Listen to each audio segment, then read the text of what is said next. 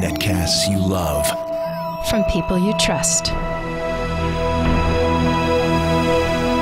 This is TWiT. Bandwidth for the Tech Guy is provided by Cachefly. CACHEFLY.com. Hi, this is Leo Laporte, and this is my Tech Guy podcast. This show originally aired on the Premier Radio Networks on Saturday, July 30th, 2011. This is episode 791. Enjoy.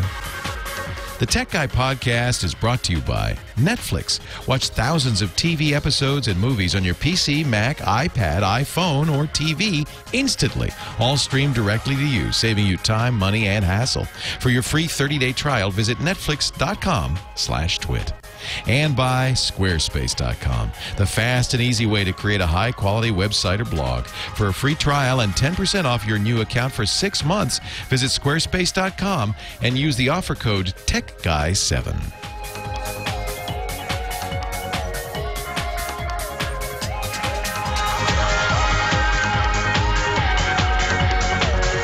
Good day to you, Leo Laporte here, the Tech Guy, and talk about tech. Computers, the internet, cell phones, camcorders, MP3 players, home theater, all that jazz. At 8888 Ask Leo. 888-827-5536. It's toll-free anywhere in the U.S. Outside the U.S., please Skype me. Love to hear from you. 8888 Ask Leo. Apple now has more cash than the U.S. government. That's only because we're running out of money in the U.S. government. Don't worry. No big deal. We're just running out of money. Till they solve this debt ceiling. The U.S. government's cash is dwindling. And is well under $70 billion. That sounds like a lot of money. But it's not a lot for the whole country to run. It is a lot for a corporation. I don't know of any corporation that has more than I think Apple's got $76 billion on hand. I don't know if it's like Steve Jobs' closet and bags. I don't know. $100 bills and bundles. I don't know. It's funny. They talked about the early days of Microsoft. When Microsoft first started making money, they didn't know what to do with it. They were making a ton of money. I mean, like cash like crazy, and they didn't know what to do with it. So they just went to the bank and said, "Can we have some CDs? We'd like to buy some certificates of deposit."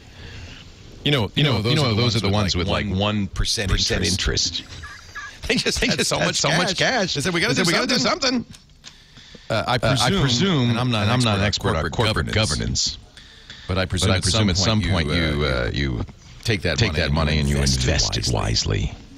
But it's good to have cash, for emergencies. A rainy day. Even corporations like Apple might have a rainy day. 76 billion. I thought it was a lot. Google has 32 billion cash on hand. I thought that was a lot. They got more than twice. And more than the U.S. government. But it's not like Apple. Steve Jobs could rescue the U.S. government. That would not be good. Because he'd buy a week's time. That would be it. Hey, you fixed it, Matt. Thank you. I was having a little echo in my ear. If I sounded a little weird, that's because I was confused by life. I don't know what the current amount of money that the U.S. government has is, but it's the last I saw, the Atlantic reported, or actually it was the Financial Reports reported, that they had $73 billion and falling in the U.S. government, and Apple has $76 billion. Wow. Here's a new this is a warning to everybody, a virus warning. You know the bad guys, they're so clever. They scam like crazy. And the latest scam that's, a lot of this is social engineering now, where they're trying to convince you, if they can with some urgency, so you won't think, you'll just act, that there's something wrong. So, you get a phishing email from your bank saying, foreigners have accessed your account. You better get in here and change it, that kind of thing. And then, of course, you click the link in the email. It looks like your bank's page. You enter your password and your login.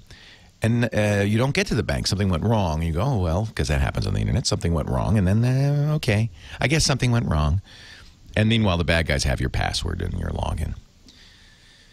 So the latest one is, it says, comes from a hotel that says, oh, we are sorry. We've erroneously charged your credit card. These are going out, these spam emails in the hundreds of millions.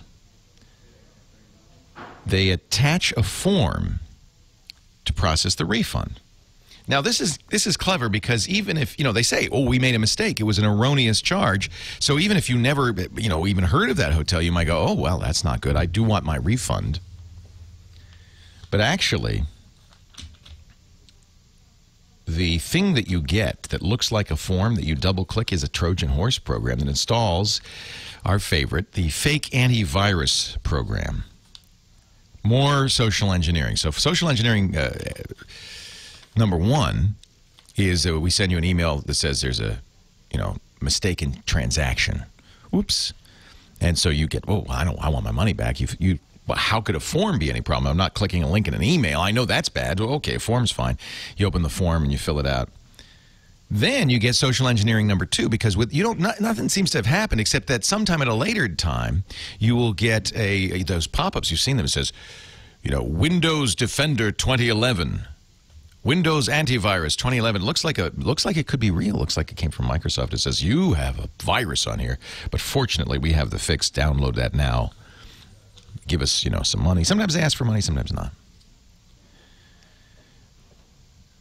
So watch out if you get, all of this stuff. There's always different scams out there. This is just one of many. But watch out if you get an email that looks like it came from a hotel saying there was a phony bill or a bad transaction. Don't just go, okay, okay, I'll fix that. No problem. Hey, don't want I don't want a phony transaction. Oh, sorry. Let's see what else is going on in the world. The Sony Walkman is back? That can't be right. Didn't Sony kill the Walkman? Well, their new Walkman is essentially an MP3 player. They just got approval through the FCC. No official announcement yet, but Sony has Walkman players A, S, and E series. There's a karaoke mode, language learning function, voice recording, and you can create a Sense Me station, kind of like a radio station from your stuff. I thought they killed the Walkman. I'm glad to see that brand live. I bought a Walkman. I remember buying a Walkman when they first came out at Macy's. That's where I bought all my electronics 25, 30 years ago. Because I had a Macy's charge card. I couldn't afford it any other way. That's where I bought my first Mac in 1984. And probably it was around then that I bought a Walkman. Man, I remember it was expensive. It was hundreds of dollars. It was the tape player. It had a button on it. It said mic. And you thought, oh, that's cool. And all it really did is somebody could talk to you while you were listening to the music. They press the mic button. You say, what? The Sacramento Business Journal says Apple's iPad is outselling Android tablet Spy. You want to guess? 24-1. For every Android tablet sold, 24 iPads are sold. Holy moly. That means there's something like 1 million Android tablets out there. I have Android tablets. I like them, but as I've said before, I can see no compelling reason to buy one instead of an iPad. Given that the iPad has all these applications, it's kind of mature technology. It's not more expensive, really. It's. Then I just got this. I just got the Chromebook. This is Google's other operating system. Google has two operating systems: Android for the phones, and then something they call Chrome OS. This is like a netbook. It's very strange. It's netbook size, form factor. It's light. It's got long battery life, probably 8 or 9 hours. And when you open it up, the browser's running, Chrome's running, and then you try to close it, and you can't because that's all there is. The whole idea of Chrome OS is it's a browser. That's it. And anything you want to do, you could, in theory, do in the browser. These are cheaper than they're netbook cost, netbook speed.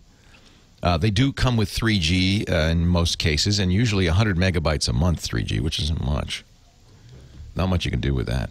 Speaking of which, did you see this? That there is a unlimited, AT&T still has an unlimited service for people grandfathered in on the iPhone. Unlimited data. Now they've said, but if you go over 5 gigabytes, we're going to slow you way down. See, we've always known this. Unlimited data isn't really unlimited, is it? They're going to throttle you. Which means two things. Throttling means to strangle or choke, as well as to slow you down. We're going to go to the phones. You're next. Leo Laporte, the tech guy.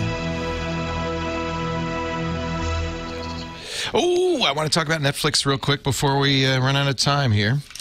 Netflix.com/tech guy. It's a special URL for those of us who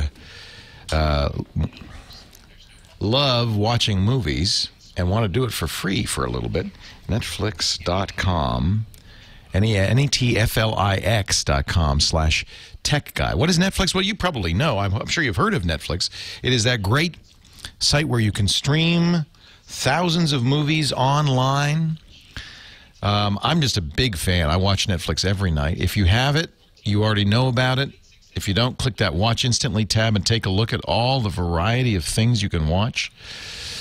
If you don't have it, try it free for a month. Netflix.com/tech guy. Only $7.99 a month for unlimited viewing.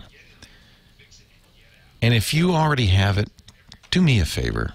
Help support the Tech Guy podcast. Tell your friends, your family, your neighbors. Shout it from the rooftops. Netflix.com. Ooh, HUD, I love that movie. Netflix.com/tech guy. See, I got something to watch tonight. You're going to love it. Leo Laporte, the tech guy. 8888. Ask Leo. By the way, Matt, I am getting myself back again. Just so you know. Thanks. We're gonna get to the phones in just a second. I'm in a brand new studio. So we're doing. There's a little stuff going on behind the scenes as we futz around with it. We moved the entire operation, not just the Tech Guy show, but the entire studio operation for all the podcasts over to a new place. We call it the TWiT Brick House. And if you watch on the stream live at live.twit.tv, you can see a great shot right now of the entire TWiT Brick House with all of the... it's amazing. This thing is the most beautiful studio I've ever worked in. There's all... Normally, there aren't a lot of people here on Saturdays, but they all came in to celebrate the first Tech Guy show coming out of the new Tech Guy Labs. But what we did when we designed this studio that I'm in right now is we wanted to kind of make it similar to where I was. It's not exactly the same, but it has that feel, doesn't it? It kind of looks similar. It's like, in fact, if you... on the radio, it should sound exactly the same. There's no change, right? My voice is exactly the same, I hope. We carefully contrived to make that the case. But if you're watching on TV, on the video at live.twit.tv, it might be a little disconcerting because it kind of looks the same. It kind of looks different. It's a little strange. We're going to try something in a bit. We're going to see if we can get Scott Wilkinson on the line. And oh, I guess that's tomorrow, isn't it? Good. I have a day to get used to this. I'll tell you what. Let's try this. Let's go to the phones. Mark in San Antonio, Texas. Our first call of the day. Hi, Mark. Leo Laporte, the tech guy.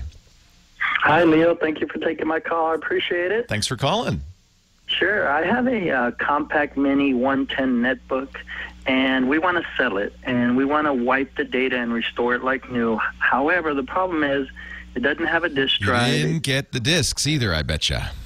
Did not get the disk, and I've Googled, and we've come up empty. So they didn't give you, this was a netbook, it sounds like, yes? It's a netbook, with compact mini 110 netbook. And they didn't give you any media at all? It didn't come, I have the box here in front of me, and it didn't have any type of media or even a website where I can go and download a restored information. So I'm stuck. Yeah, you are, aren't you? So, the chat room's telling me, Mike NB in our chat room saying there's a HP Tools Is it a folder? Is it a partition? How does he get to the HP tools? Look in the. Is it working? Is the thing running? Yeah, it's running. Okay. Really, See, this is the problem with not getting a disk. As long as it's running and there's a recovery program on it, I guess you're okay. But as soon as it crashes, then what do you do? So there's a backup partition on these, according to Goucham Benjamin and others in the chat room. And the HP tools will access that partition. The problem is they can't say, here, burn some CDs or DVDs for recovery because you don't even have an optical drive.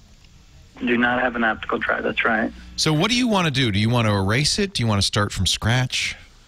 Yeah, I want to start it from scratch, just like I pulled it out of the box with the working XP system and just like new with all the new information, so that when I sell it, they can still use it like it's new. Good. But my data is gone, and it's not slow like it is now. So what I'm being told in the chat room, and they seem to know, is press F12, reboot.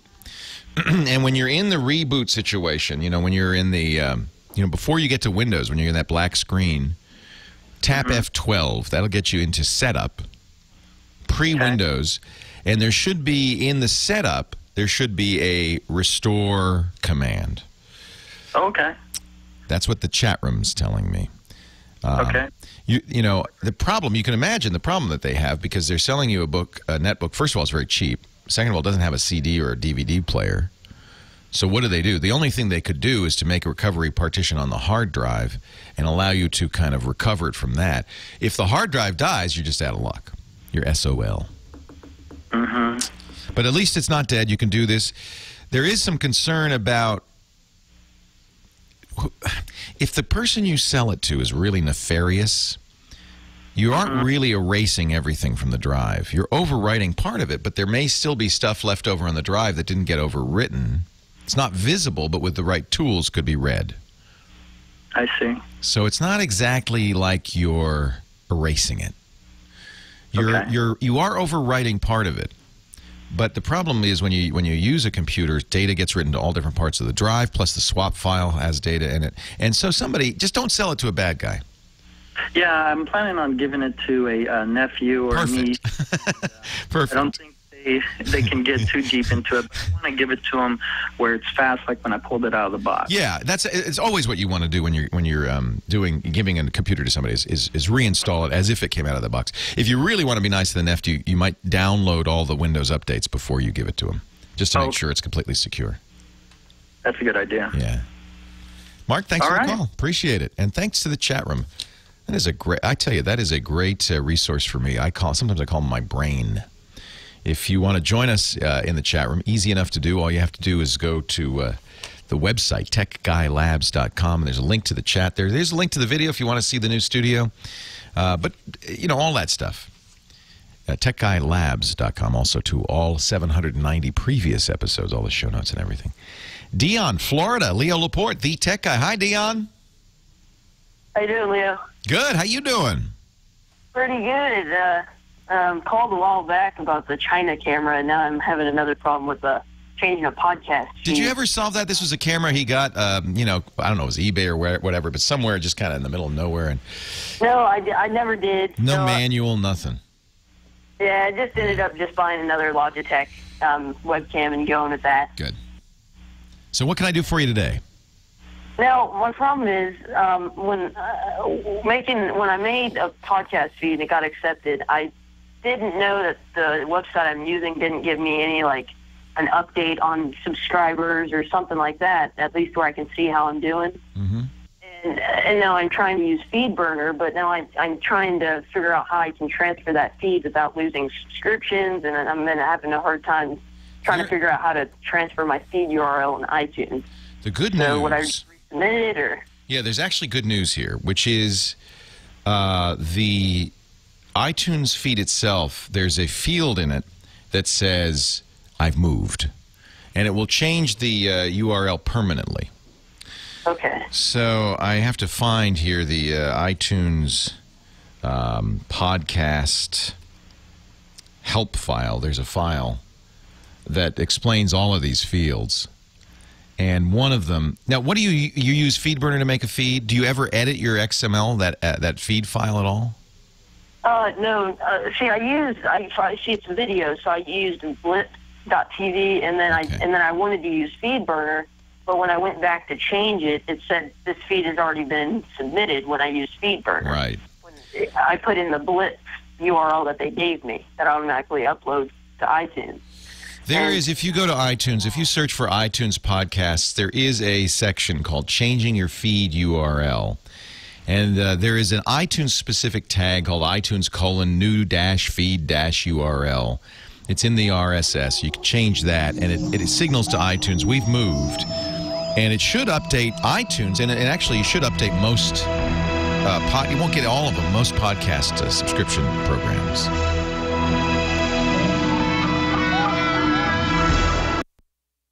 You know, while JP's waiting, I thought it'd be kind of fun to talk a little bit about my friends at Squarespace.com, the secret behind exceptional websites. You know, they sponsor the radio show, but they also sponsor the podcast, and we're really glad to have them sponsor the podcast because, as you can tell, we put a lot of effort into making this easy for you to download and watch or listen to wherever you are. And actually, it's kind of a nice relationship because Squarespace makes it easy to download or listen to or create a website. They're the secret behind exceptional websites. Lots of podcasters use Squarespace, photographers, artists, even stores and businesses use Squarespace.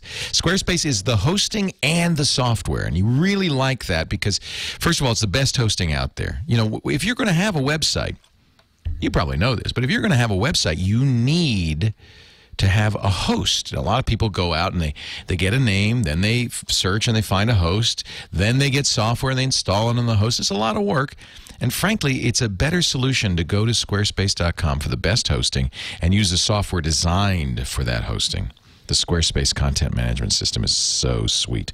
Take a look at it. You can use an iPad or iPhone to post, to moderate, to check stats. Did I say stats? The best stats package out there. You'll know everything about your visitors.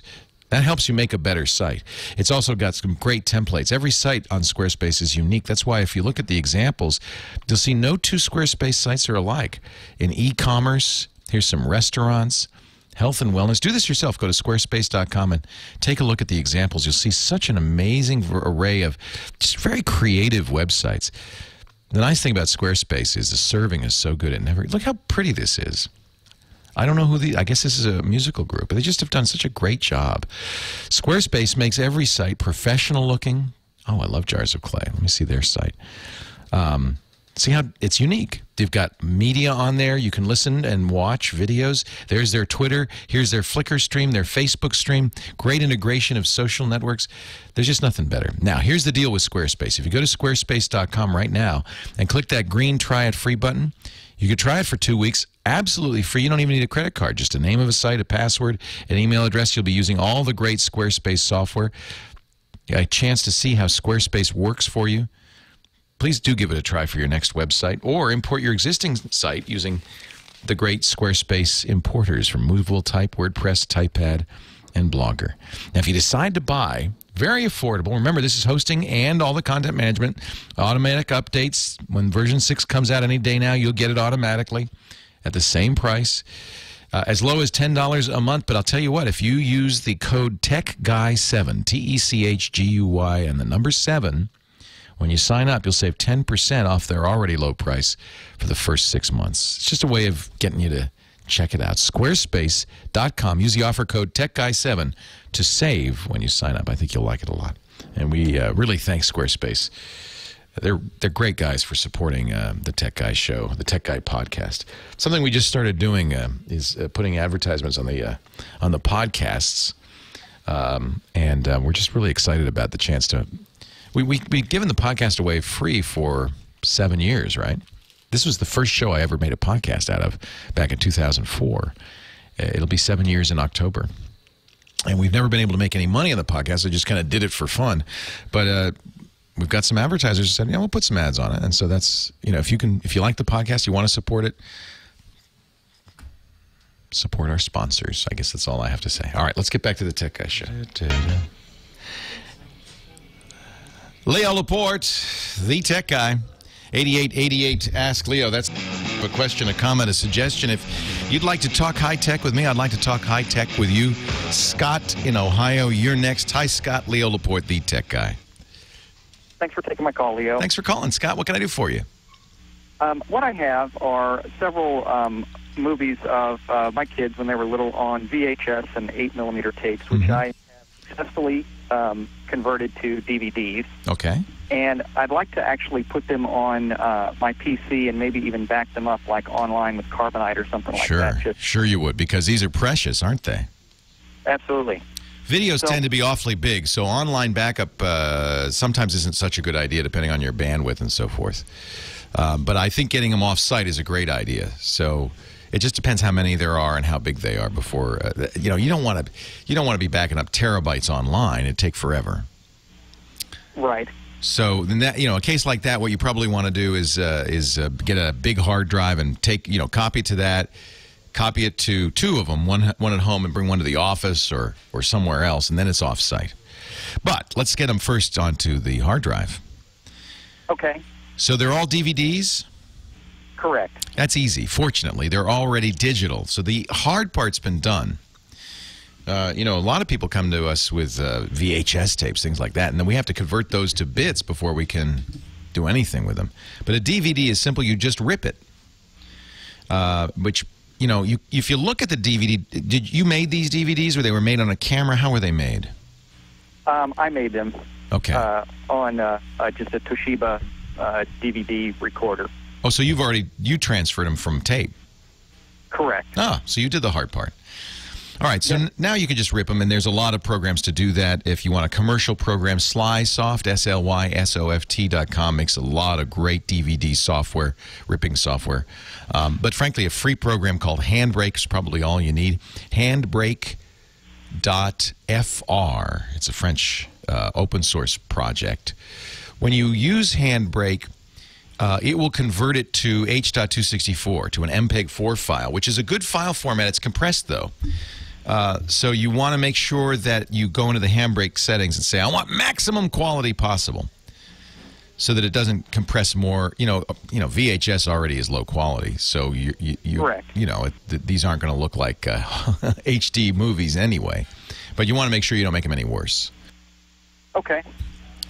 So that's pretty much the straightforward solution. Ripping him, lots of choices. Handbrake's free and easily available online. Once you've got those H.264 files, I think the best thing to do, see how big it is. If it's merely gigabytes, then I think Carbonite or something like that is great. But if you're going into lots and lots of data, then get a terabyte or 2 terabyte drive. They're cheap at your big box stores, and put it on one of those. And bring it to the office. Actually, remember, 3 copies of everything. So one on the hard, one internally maybe, one on an external, and one at the office. You got to have one offsite. You did the hard work already, though. Kevin in Las Vegas, Leo Laporte, the tech guy. Hi, Kevin. Hi, Leo. How are you? Great. Welcome to the show. Thank you very much. Appreciate it. I think I might have discovered a bug in Lion, and I wanted to ask your opinion about what's going on here. Sure. Lion is the new OS X operating system from Apple. Just came out about a week and a half, 2 weeks ago.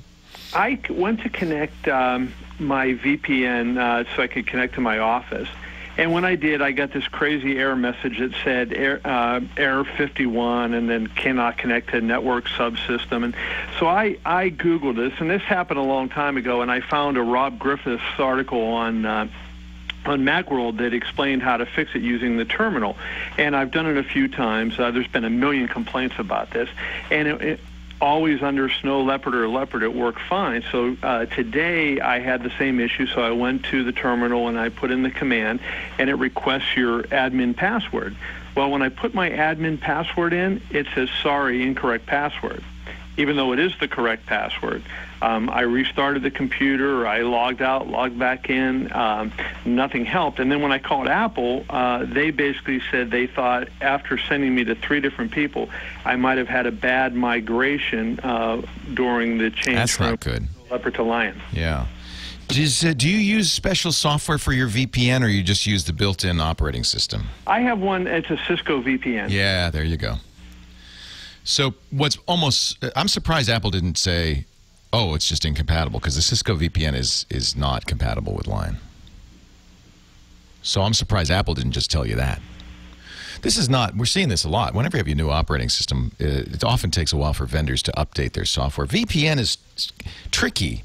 You know, if you're using the built-in VPN capabilities of the operating system, usually that will continue to work.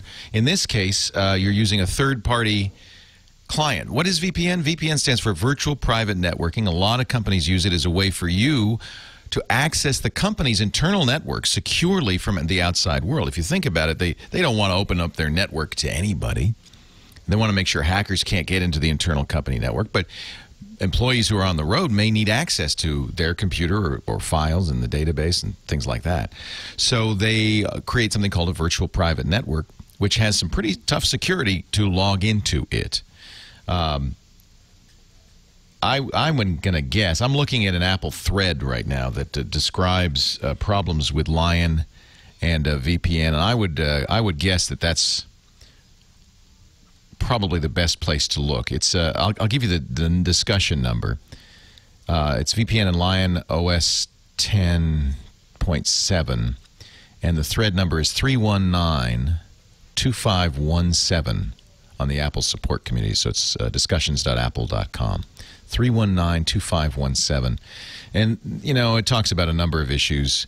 In this case, they're talking about F5 FirePass VPN, but in the discussion they mention a lot of others, including Cisco. And I think this is just fairly common. F5 is working on their version. I think Cisco's probably working on theirs.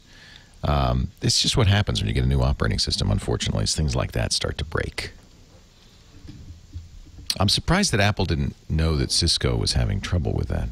It is odd that it wouldn't accept your administrator password. Cisco has a thread too, 209-5277 at the Cisco support. Apparently, according again to the chat room. If you want to get into that chat room, go to techguylabs.com. You too can be my brain. Supportforums.cisco.com. The thread is 209-5277. OS 10 Lion and error 51. Well, there you go. That's the error, isn't it?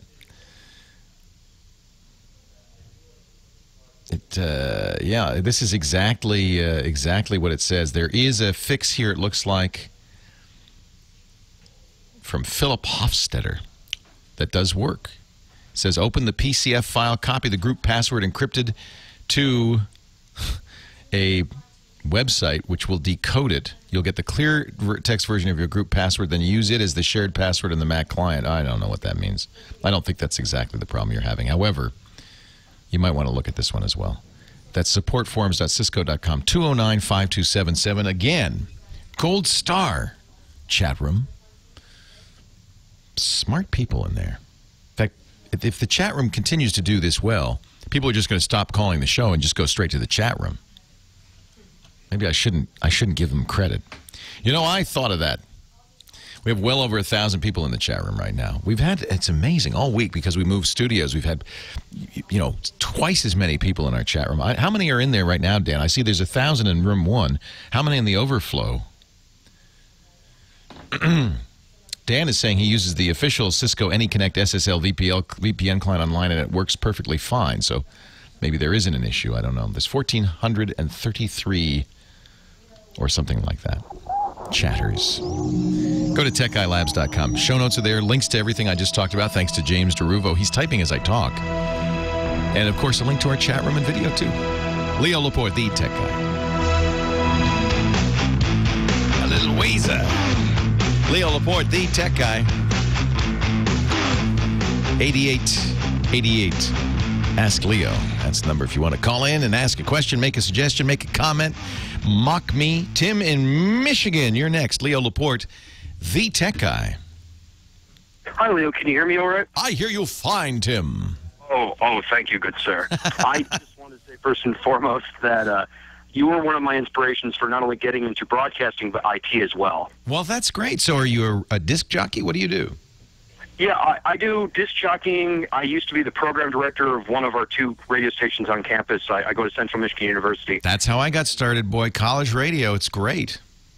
Oh, yeah, it's fantastic, and it has not as many restrictions as a tightly controlled commercial radio, where it's just In the words of South Park, sad pandas. And nobody likes a sad panda. It's no sad pandas. You know, it's funny. I just got, in fact, I got it right here, my FCC ham license. My first license, back when I was in college radio, you don't have to do this anymore, was a first FCC license was what they call a third-class ticket that allowed you to be a broadcaster. But now I've got I'm sure that Central Michigan has a pretty active amateur radio club. I think that's another thing to keep in mind. I wish I had done this when I was younger. Amateur radio is very interesting, especially now with the tech tie-in. Exactly. I mean, you actually also inspired me to look into it because I was looking through Debian Linux, and they have a ton of amateur radio applications. Absolutely. You know, for a while I thought, oh, the hams are way behind. You know, that everything cool is happening. You know, in computers. Boy, I couldn't have been more wrong. I'll tell you, the hams invented this stuff. So I think it's pretty cool, and I wish I had pursued this a little more in college as part of my radio education. So. Just a tip. Anyway, what can I... So thank you for the kind words, Tim. I really appreciate it. What can I do for you today? Well, I am interested in building a custom nonlinear video editing and audio editing system. That's a long thing to put on a piece of paper, but I'm very excited about a piece of software. I don't know if you've heard about it. I've been trying to follow this. It's called Lightworks. Yes. So I was going to suggest Lightworks because since you mentioned Debian, you're obviously an open source guy, a Linux user, and Lightworks is, I think, the best. You know, when Apple changed Final Cut and went to this new Final Cut Pro 10, which so many people complained about, I actually said, here's an opportunity for Lightwork, because this is an open source video editing program that I haven't used it, so I have to say I'm working a little bit in the dark here. It's lightworksbeta.com if you want to know more about it. Are you using it now? The thing is, I didn't want to use the Windows beta for a while. I'm trying. Yeah, they still don't have a Linux version, or do they?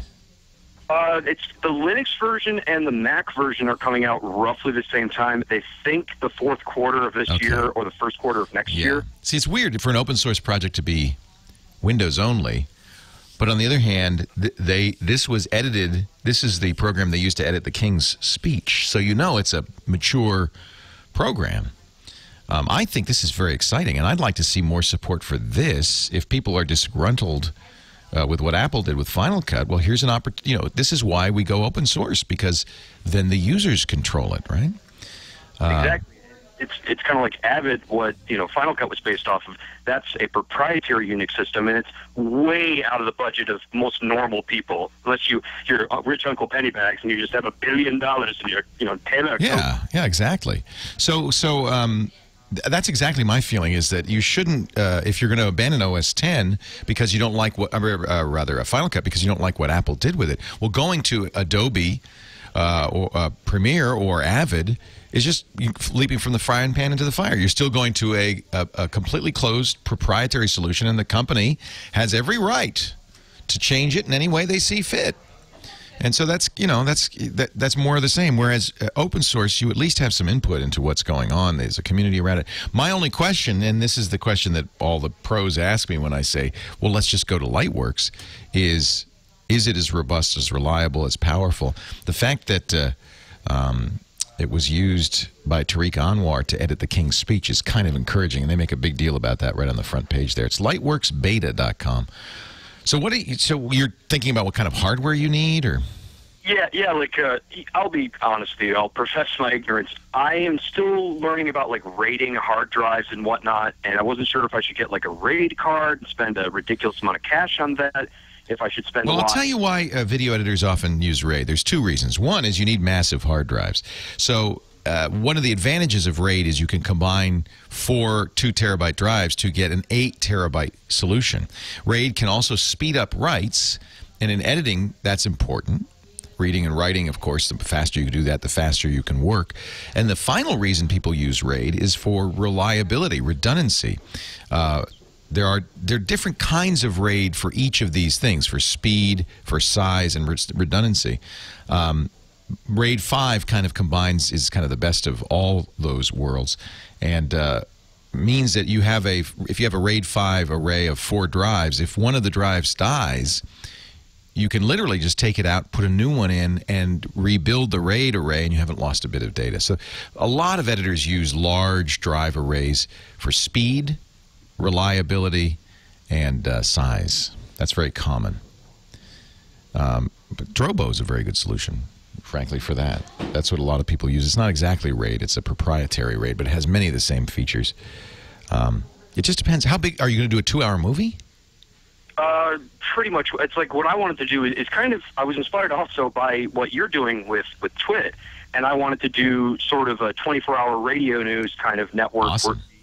Where, you know, geek culture, you know, comics, video games, that kind of thing, kind of like the pop culture. I think Final Cut Pro 10 is fine for that, and I don't think you need to, and it's cheap. It's, what is it, $200 now? And you don't need huge drives if you're doing, you know, hour shows. You know, I wouldn't emulate me because we've kind of spent a lot of money to do this, more than I would recommend anybody spend. Somebody sent me an email the other day, says, I'm ready to quit my job and follow in your footsteps and create a podcast network. And I said, whoa, I still haven't quit my job. Don't quit your job, dude. Nobody makes money at this. Don't quit your job. Keep your day job and build up slowly. Don't, you know, I think people sometimes look at what we've done with my podcast network with TWiT and say, boy, I want to be there. You know, we just built this beautiful studio and so forth. But we did it very gradually by bootstrapping it up, by building a community. And it took it took 6 years to get to this point. And even then, I was able to do it, I think, because I started with an audience from the cable TV shows. So, so I would go cheap. Now, the nice thing about Lightworks is it's free. So there's a real advantage to that. Of course, free, you know, if you have to buy a Windows PC and a RAID array and all that stuff, quickly becomes $5,000. And then you got I mean, I was looking at, you know, going through Newegg or, you know, Tiger Direct or whatever. Yeah, Newegg's fine. You know, the thing, Tim, is that also because you're a student, the skills you learn in doing all of this, it's an investment in your future. Oh yeah. Accomplished video editors are, trust me, very valuable. You can go to Hollywood, you can go New York, you can go to San Francisco, you can go anywhere. So I think it's a good thing to pursue. Just don't expect to make any money on it, which means don't spend more money than you can afford on it. Yeah, that's been part of the kind of the goal, if you will. It's like, I have, you know, X amount of dollars, and let's see if I can make. Yeah, exactly. I just interviewed a great photographer, Zach Arias. He's Z Arias on Twitter, Z-A-R-I-A-S. Beautiful photographer. And we asked him, this is the show we do, a photo show. It's called TWiT Photo. I do with a great photographer named Catherine Hall. And she asked him for 3 tips. The very first tip is don't go into hock to become a professional photographer. It's just foolish. I would say the same thing for what you want to do. You're a student. See if you can get by with a bare-bones system you build yourself from Newegg. I love the idea of using open-source software like Lightworks because it's not going to cost you anything. Plus, when you get open-source software, there's a big community around it who want to pitch in and help you. So I think there's an advantage to doing Lightworks. I guess you're going to have to run it on Windows, though, huh? Not for a while. I mean, I'm just going to wait until the beta's out. It's kind of like I'm gathering my pieces right now, and then it's like once it's out, it's like, here we go, right out of, right from the get-go. I'm ready. So you're going to make a nice Debian system. Oh, yeah. I run Debian on my laptop, and it runs flawlessly. Yeah. No, I'm a big Linux fan. I hope Linux is for those who don't know, it's a free operating system. It's equivalent of Windows or Macintosh OS 10, but it's completely free and open, and like Lightworks, developed by enthusiasts and supported by the community. And I think, the truth is we all use Linux every day because most websites are running on a form of Linux. Not to mention every Android phone. 500,000 Android phones a day now are being activated. That means 500,000 new Linux users every single day. That's kind of amazing. Well, Tim, good luck to you. Is there a website or anything? Where I work at WNHW.org. WNHW.org. Thank you, Tim. Leo Laporte, the tech guy.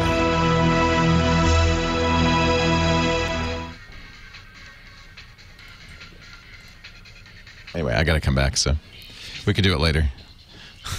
I have an idea.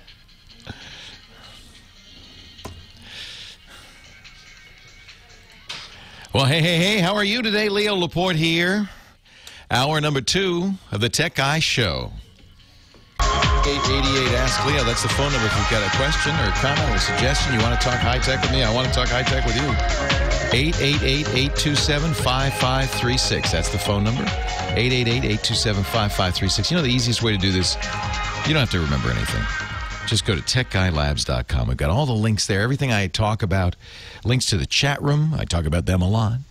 Links to the bricks.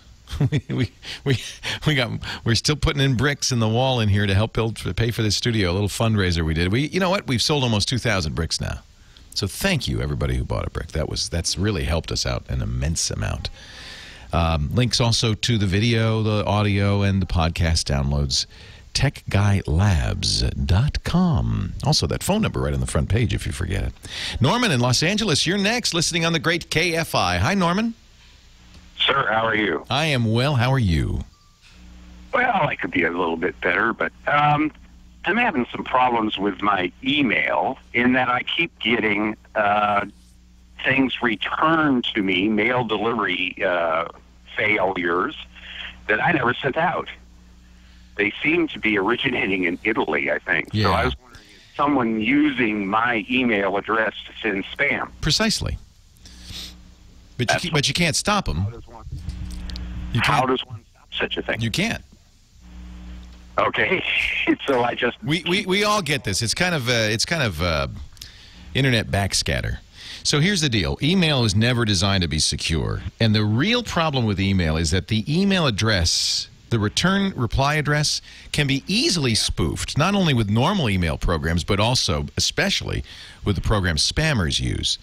The spam software says, send out 8 million to this address, to these addresses from this mailing list, and what return address do you want to use? And the software has a checkbox that says, pick one at random, or fill in one, or whatever. You can have all your... you can do this yourself if you go into your email client. Change the return address to president@whitehouse.gov, and...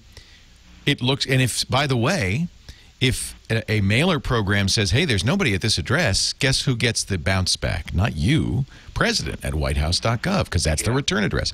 There's nothing you can do to stop that. Now, a call should go out to sysadmins because this bounce back, oh, I don't have anybody at this address, just compounds the problem of spam. And there's no good reason for this bounce back. You know, the idea was originally when it was a much kinder, gentler world and everybody was good and there were no bad guys, that if you sent by accident, you know, you sent it to president@whitehouse.gov, but you misspelled president, that you'd get a return saying, hey, there's nobody named president here. Maybe you meant president. But that doesn't make sense in the world of spam because most misaddressed mail is just coming from some spammer. In other words, just ignore it. Okay. So it's something that one has to end up living with. Yeah, we all get it. It's not just you. It happens to everybody. Yeah. It's backscatter from spam.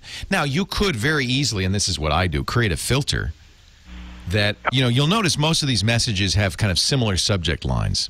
You could create a filter that just says, hey, if I get something like that, just throw it out. That's what I do. Okay. One other problem that I'm having with is when I open up Windows Explorer to open up my files, I'm getting, when I left-click on one of the icons, it says this file does not have a program associated with it for performing this action. This started happening just recently, so I have to right-click on it and say open, as opposed to what I would, just double-click on it with the left. So Windows maintains what they call a file association database. The truth is, when you double-click a document, there is really no action. You know, you can double-click a program, it'll run the program. But what is the operating system going to do when you double-click a document? I can't run a document. So what it does is it looks up in its file association database, well, what program do I need to open to view this document? And if the program is in that file association database, it'll open it up. So for some reason, and it could be something went wrong in your system, it could be installed software that screwed this database up or whatever, but for some reason the documents you're trying to open, what kind of documents are they? Well, no, it's a subfolder in my regular folders. So if I have a subfolder and a main folder, like my documents folder, And I open up that, and I've got like 20 different subfolders in there. If I click on it, it says I can't open it. Oh, that's interesting. So it won't open the document, the folder, not the document. That means that could be a little more serious. Believe it or not, there is a file association for opening folders. But I have to think that it could happen just because, something got screwed up. But it is also sometimes a sign of maybe a little infection going on. So I would want you to, at this point, whenever your system does something that's really kind of odd, all of a sudden, first thing I would do is run an antivirus scan. If you've got a good antivirus, make sure it's up-to-date scan. Maybe go online and do get a second opinion from somewhere like antivirus.com. ESET has an online scanner. The Nod 32 guys have an online scanner. Just check that and make sure that you don't have any malware on there. If there isn't any malware on there, then it's you can kind of fix this. But you have to go into the file associations database. You have to look at what you want to have happen when you double-click a folder is Explorer to open up that folder. Something else is going on in there. Explorer, in other words, it doesn't know to open up Explorer. Something you can fix manually. In fact, you probably could, if you want to fix. I can't. It's a couple of steps and it's complicated. But it'd be best to look online. Just Google Explorer File Association, and you'll find a number of people have written entries on how to do this. It's not complicated. However, I'm a little wondering that there may be these things shouldn't go wrong. It is probably an indicator of how non-robust this system is. This file association database. It breaks easily. You also might want to. It might be a sign that your hard drive is starting to have some problems. It could be a sign of a lot of things. Main thing to do is do that virus scan just to make sure it's not malware causing this.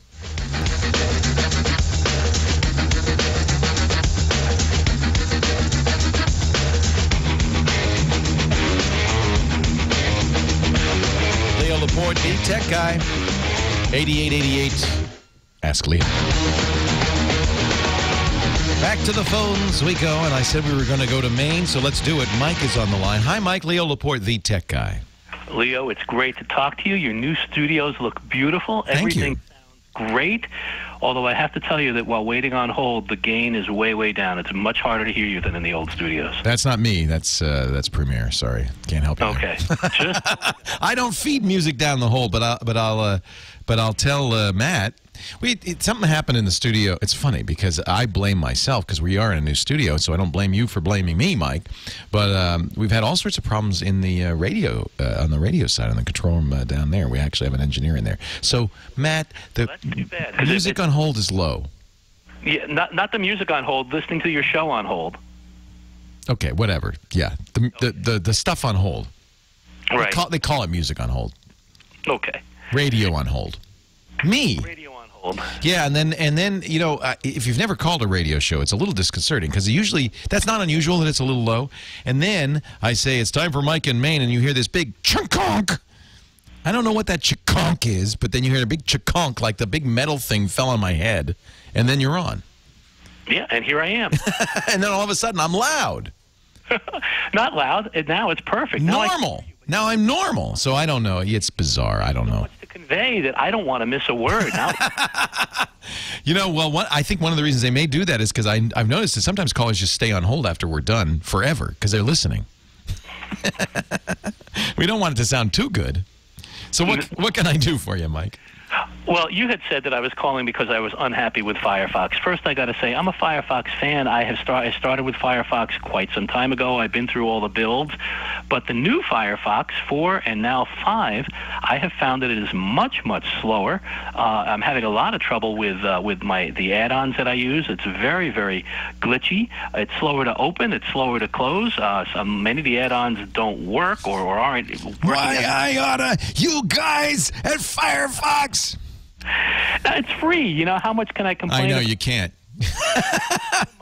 No, I was going to migrate to Chrome, and I don't use Firefox anymore. I use Chrome, and one of the reasons I did is because with Firefox, it's so tempting to load it up with all these incredible Firefox extensions.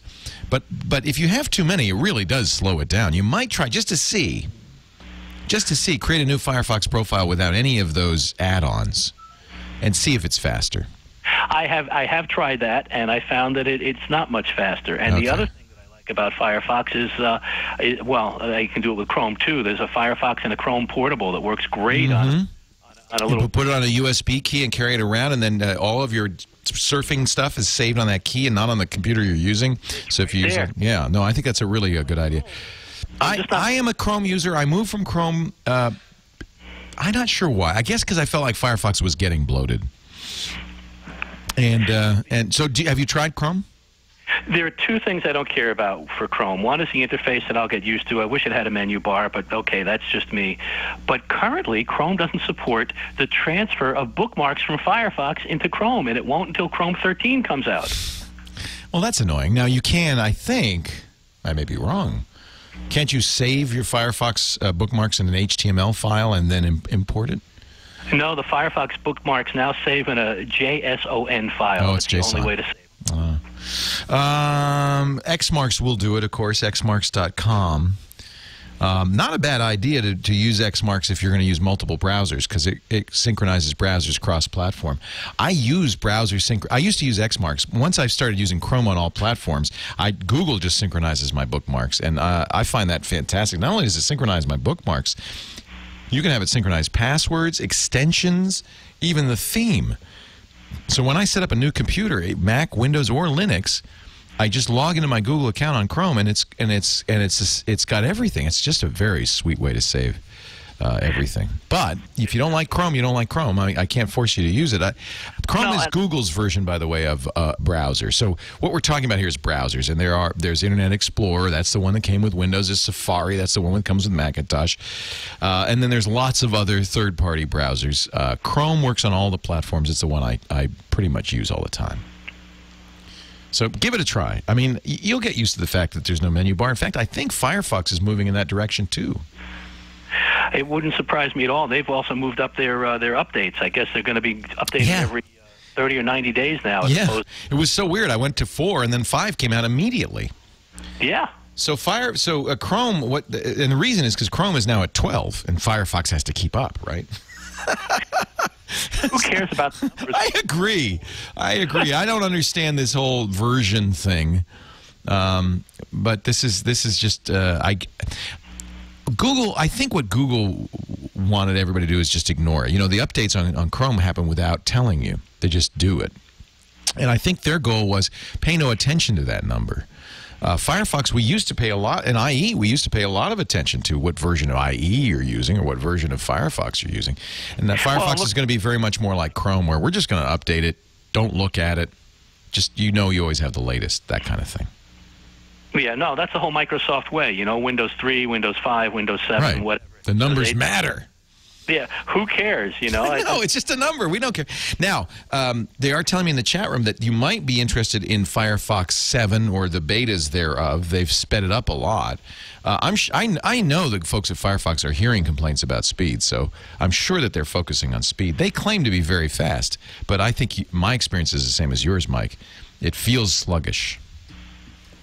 It has definitely slowed down since 3.6. Yeah, I think that's the case. They say Aurora, the next version, is faster, so it might be worth a try. I don't know. You know what's great? We have a choice. Any computer you use, you could have half a dozen different browsers, and there's no reason to use just one at a time, except for this bookmark issue. And for me, I think the Chrome, I just like it a lot. Now, there's a lot of people concerned about Google knowing too much about them, and if that's one of your concerns, you might as well just forget it. The only way not to have people know what you're doing on the internet is to not use the internet. It's just not to use the internet. I mean, I agree. I think we all deserve privacy, but as soon as you go online, your internet service provider knows everywhere you go, knows everything you do. The federal government is requiring them to store that information for several years so that they can subpoena it at any time. So there's two people who know what you're up to, and that's before you even get to Google. And every website you go to and double-click the ad network, which is owned by Google, and many other ad networks also know where you're going. There's a great little Firefox plugin. Actually, it's a program that will run on any browser, I think, called Ghostery. If you want to know what little plugins are running when you browse the internet, keeping track of all the things you do, Ghostery is an interesting thing to play with. By the way, it's owned by a consortium of online ad companies. GHOSTERY.com. I think that this is the online, Evidon is the name of the company. The online, Evidon's purpose is to kind of make you trust online advertising more. By telling you what we're following. That's not a bad idea. More calls to come in just a bit. Leo Laporte, the tech guy.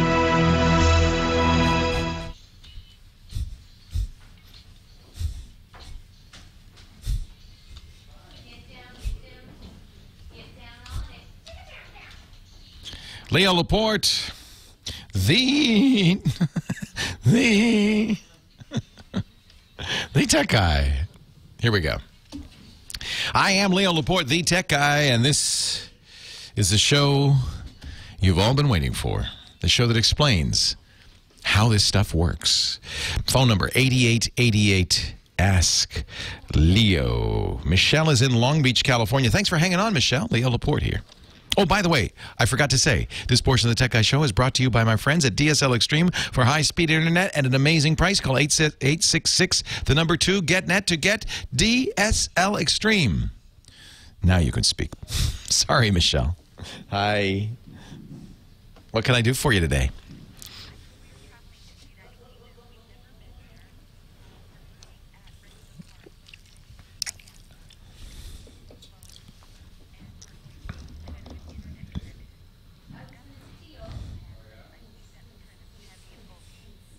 And I was wondering if we might consider an iPad and use a GPS application on there. Oh, that's a good idea, yeah. Okay, so I'm new to iPad 2 as well. So I understand we're going to want to get the 3G. No, because you can't use it in England. What do we need? So that's the problem. Okay. Yeah, the problem with using data plans internationally, it may work, but what you'll get is a $1,000 bill when you get home. You might check with AT&T. When you have an iPhone, for instance, you can use the 3G in England. It's expensive, but you can go ahead up front and go to AT&T and say, I'm going to travel. I want the international data plan, and pay ahead. It's about $1 a megabyte, so it's $100 for 100 megabytes. And if you're doing GPS, you're going to go through that data pretty quick. Okay. So here's what I recommend. Still get the iPad, just not use the 3G data. You can get a GPS program and cache the maps ahead of time. So go to your hotel. When you're at your hotel, use the Wi-Fi there, for instance, and say, I want all the maps for this area because we're going to be driving around. And then it won't need to get the maps from the 3G. You'll still need to use the GPS, so you still need a 3G iPad because you need the GPS, but that doesn't use data. It will use the maps. Okay, so what we want to do then is download and cache the maps and get them loaded onto the laptop so we can just use it. Or the iPad. Yeah, to the iPad. Right. Now, am I going to want to get the 3G at all? Yes, because you don't get GPS without 3G. Okay. But the other possibility, and this is a good one from the chat room, is when you get to England, you can buy a regional wireless card, a MiFi, for Great Britain. Buy it from, British Telecom or Orange or one of the British companies, and get data through that, and then use the iPad to connect to it via Wi-Fi. The key is not to use the iPad's 3G if you can avoid it. If an American iPad 3G data in England is going to be very pricey. Okay, so I did look and see they've got O2 and Orange plans. So we can get an orange plan and then just go through it that way and pay for it as we need. No, you can't. No? You could change the SIM out of the iPad and do it that way. Okay. But you'd have to change. You'd have to take that little SIM card out. I've never done this with an iPad. You do it with a phone. It's easy. You take the SIM card out of the phone. You buy an Orange or an O2 SIM card in Britain, and you can use the data. And usually it's prepaid data. That way, it'll be a lot cheaper. The problem is the iPad is a micro SIM. You'd have to unlock the iPad. I don't think you can do that. I think that they're saying that in the chat room, but I don't think you can do that. I think you really, if you're going to use O2 or Orange or one of the British telecom companies, you're going to want to get a wireless card, a 3G card that has Wi-Fi. It's like it's a MiFi card, and you could do it that way. Okay. Now they're saying True says that iPads are not locked. Is that really the case? They're not locked? You know, a phone, I guess not. I guess they couldn't be locked, right? A phone is locked, where if you take the SIM card out and you put another SIM card in from a different company, it'll say, I'm not going to use that. You belong to AT&T. Unless you specifically get an unlocked phone. Here's what you need to check. And now Baba says, well, if you buy it in the UK, you could use it. That's true. I would check. You got to get an AT&T iPad, first of all. I would check with AT&T and say, can I buy a SIM card in Britain and put it in this thing? If you can, then you can use a 3G data. Otherwise, Motion X GPS is the GPS I recommend. It's incredible. It's only $4.99. It's cheap. But the problem with it is it uses maps that it downloads. So what you'll want to do is go into the program and download the maps ahead of time, either before you leave the States or even in your hotel, and make sure you have those maps so it's not downloading them from the internet. And that'll work just fine. So Motion X is an app for the iPad? Yes, it's called Motion X GPS. Okay. They also have Motion X Drive, which is the turn-by-turn GPS. I know Motion X GPS downloads maps ahead of time. I'm not sure if Drive does. I'll have to look. I bet it does. It should say in the description on the iTunes store. Okay. Both of those, they're just great programs. Motion X Drive is my favorite GPS program, bar none. Really is fantastic. Okay. Okay. Any other suggestions? I think I like your idea of getting an iPad. The chat room's telling me for sure that the iPads are unlocked. You'd have to get a micro SIM card. You'd have to get it in Britain from a British phone company. You should check ahead and see what the cost is going to be. Otherwise, do what I said, which is just don't use the 3G at all and use Wi-Fi. Okay, great. Good luck. I know it's a little complicated, isn't it? It is. It's very complicated. And I could probably call Orange from here and ask them if they sell this micro SIM for the iPad. Yes, you could do that, or you could even do that online, I bet. Okay. Yeah. Great. Good luck. Thank you for the call. That's a great question. And I know all about phones internationally because I've done that. But I've never taken my iPad overseas and tried to use the data, so I'm not sure. T-Mobile also is in the UK, so you might be able to call T-Mobile here and have them transfer you and so forth. The prepaid micro SIM is going to be the trick, is finding a prepaid micro SIM. I like the idea of not trying to use 3G because it's, boy, if you do it wrong, you're going to cost so much money.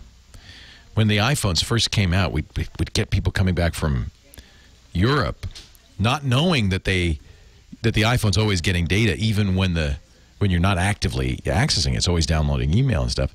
And coming back and getting $10,000 phone bills. Huge. Yeah, I'm not even exaggerating. $10,000 phone bills. So you got to be very careful using 3G wireless data internationally. Plan ahead on that one.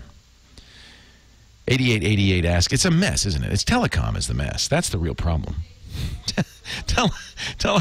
It's just a mess everywhere, including here.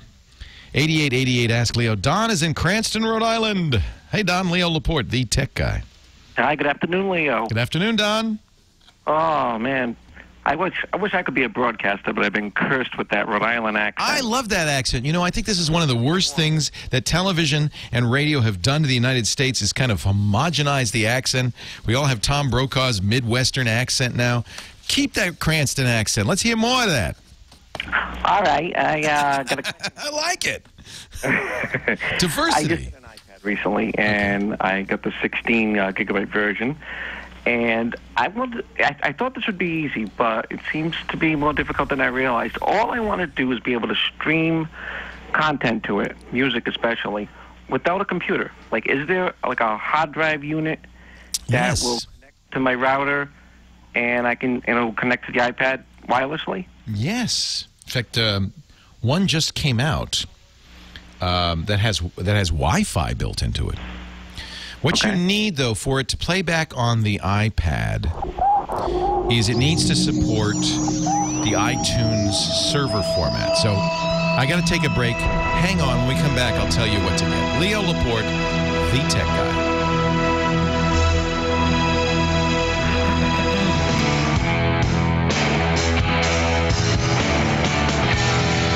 Leo Laporte rocking us out here. 8888. Ask Leo. Back to the phones we go. We were talking to Don in Cranston, Rhode Island, and Don wanted to so you've got an iPad, and you want to play music from a central hard drive, but you don't want to have a computer to do it. Right. So what you need is a hard drive that supports Wi-Fi, or are you going to? Well, a couple of things. Do you have a Wi-Fi router? Yes. Okay. Sometimes Wi-Fi routers have USB ports on them. If it does, you could probably plug in a hard drive, and it might actually do all of the serving for you. You could also get a thing called Pogo Plug, which is a really cool little bit of hardware that plugs into your Ethernet. Plugs into a USB hard drive. They don't provide the hard drives. The Pogo Plug's $100, and it will serve. If it sees music on there, it'll serve it iTunes style. So it'll look like a shared iTunes folder. Okay. Which is what you want. There's also I'm trying to remember if it's Western Digital. I think it might be Western Digital makes a hard drive with built-in Wi-Fi, which is kind of crazy. So it's the is that it? Well, there's a new product that just came out that I've been looking at. It's called G-Connect. That's it. Hitachi makes it. Yeah, that's it. G-Connect. So is that it? Yeah, I think it is. Let me look here. It's a little pricey, and it's only 500 gigabytes. 500 gigabytes, but it has Wi-Fi. Yes. So, and I don't understand. That seems redundant. Well, it's for somebody like you. Oh, okay. You should understand. Of all people, you should understand this, because the idea is that this drive has its own Wi-Fi built in. You could take it in the car. Oh, okay. Yeah, you could take it anywhere that you wanted to. Plug it in to the wall, and then your iPad could see it and play music from it. Okay, so that's probably what I should. Well, it's a more expensive way to do it. I think the Pogo Plug would probably be less expensive, because you could put a terabyte drive on a Pogo Plug for a couple hundred, maybe $250. It's a lot of storage. This is $200 for the G-Connect. Music on it. Say again? I already have a drive with music on it, and it's in it's in my Windows 7 machine. If I put that in an external USB container, that's not the word, but if I put that in an external drive, will the Pogo Plug see that, or does it have to be in a Yeah, the Pogo Plug sees the music folder. It sees the music folder. Yeah. Now, I'm a little concerned, actually, now that I think about it. I'm not sure that they've configured... The chat room is saying that the way the iPad works, you have to look at an iTunes. You actually have to attach yourself to an iTunes. Remember, you enter in that number, and the iTunes says, "Oh, okay." Yeah. Is there no way to see iTunes shares on the iPad? I mean, iTunes server on the iPad? That seems like that's an unfortunate thing. Maybe Apple does that intentionally. Yeah. Boy, you'd sure think they would. I mean, you could do that with a computer. Right. Let me look into that one. Look into that one. Yeah, we'll put it in the show notes. And then Seagate makes a product. Well, this is the GoFlex. That's the one I was thinking of, not the G-Connect, but the GoFlex. Same idea. Okay. Now that's the issue: is how do we do this on an iPad? So let me do some research for you on that one, because I think the chat room is right when they say the iPad likes to see an iTunes running, not an iTunes server, but an iTunes itself. That's that's unfortunate. Typical of Apple, though. I mean, there are iTunes servers. If you buy a network-attached storage unit, for instance, have all your music on it, it acts as an iTunes server on your network, and then any iTunes can see it and play the music. It says, oh, there's shared music. But I do remember now, when you connect an iPad or an iPhone, it says, here's a number, enter this into your iTunes to do the sharing. They've made it a closed environment. No reason to do that, except perhaps the music industry said, well, we don't want them accidentally pirating music or anything like that. The GoFlex is the one I was thinking of. The GizWiz told me about this one. Dick DiBartolo, our gadget guru. This is the Wi-Fi hard drive, like the G-Connect. Dick was telling me about this one. It's an interesting idea to have a hard drive with Wi-Fi built in, and these are portable. You can carry them around with you.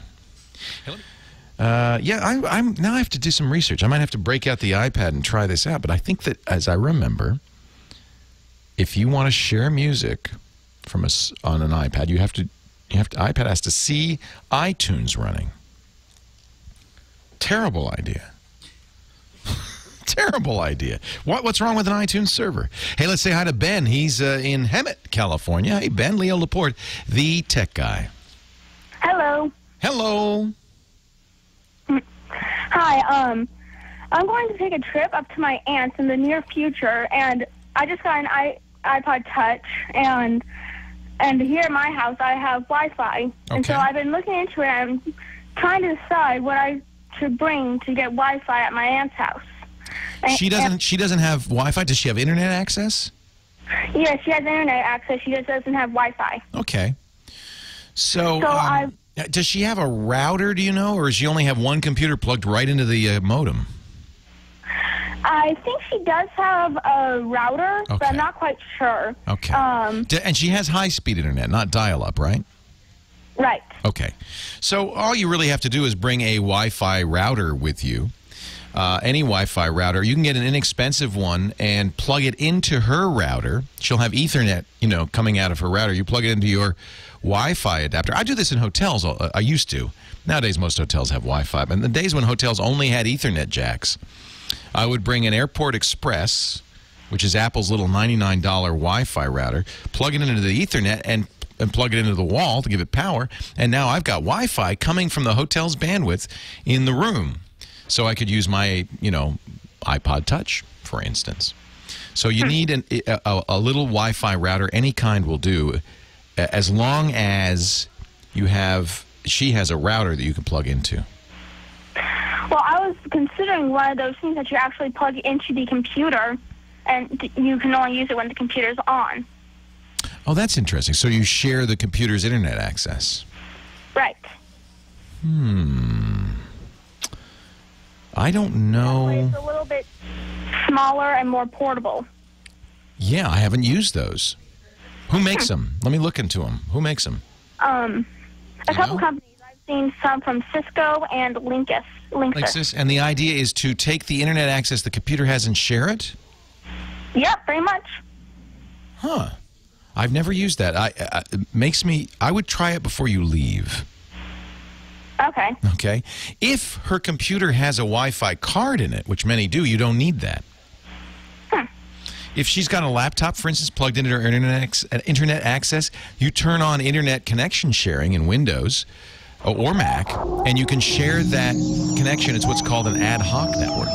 So if she already has a Wi-Fi enabled computer, you don't even need to buy anything. Leo Laporte, the tech guy. See my new little playmate over there?